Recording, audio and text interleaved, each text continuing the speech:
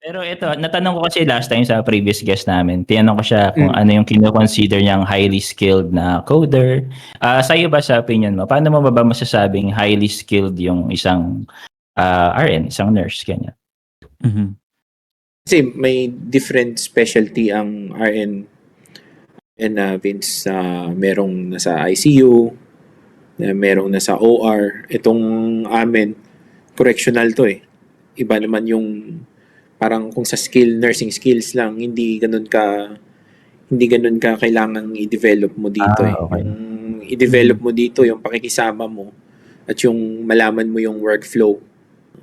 Yung focus ko ngayon, anuhin natin yung napakagaling ka dyan sa ano mo, kung yung nakukuha mong sweldo, sa iba-iba mo naman pinaglalagay. Katulad yan, pumunta kami rito. Tapos, yung sweldo namin tumaas, di ba? Magastos din dito. Ang kailangan mo is babaan mo yung gastos mo. Huwag yung igastos mo rin doon sa gastusin ng kung anong gastos ng regular na Amerikano. Ganon din yung gagawin mo. Parang yung buhay mo parang di rin naangat, di ba? Doon natatalo ang Pilipino. Kahit may specialty pa siya, kahit magaling pa siya sa trabaho. Balikan ko yung tanong mo, Vince.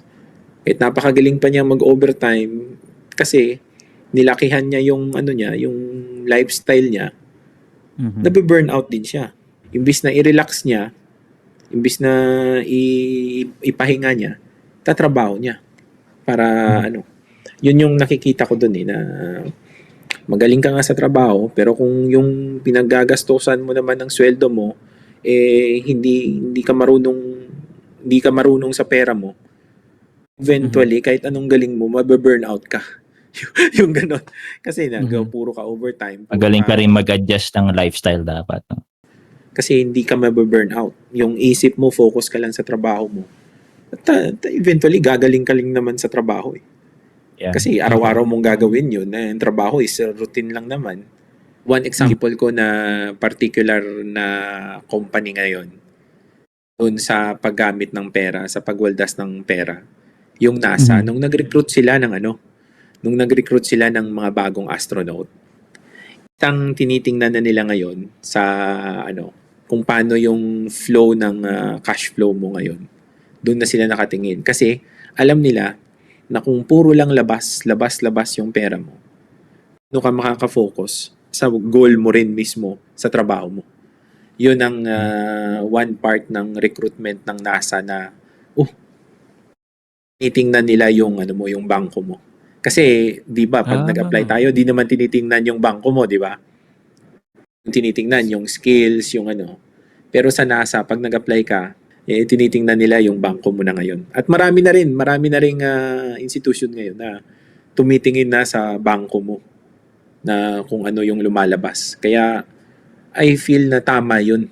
Ang interesting niyang sinabi mo, Dika, kasi akala ko may hiwalay tayong topic lang. Usapan natin yung skill tapos akala ko parallel yan sa sa cash flow or sa financial management ng isang individual, 'di ba? Pero may ganyan pala sa US na yung method na i-check niya yung cash flow ng isang tao, parang magiging basis siya para ewan ko, siguro i-measure kung gaano ka-committed yung tao sa trabaho niya, pwedeng ganon.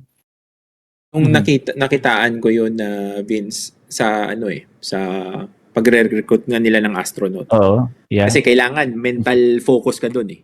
Astronaut ka eh. Pupunta ka ng space.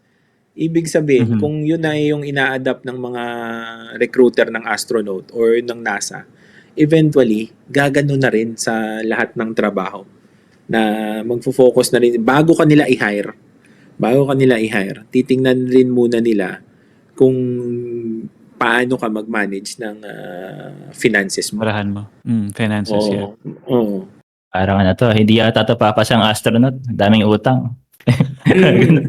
Kakaibang perspective yun tungkol sa work ethics and financial.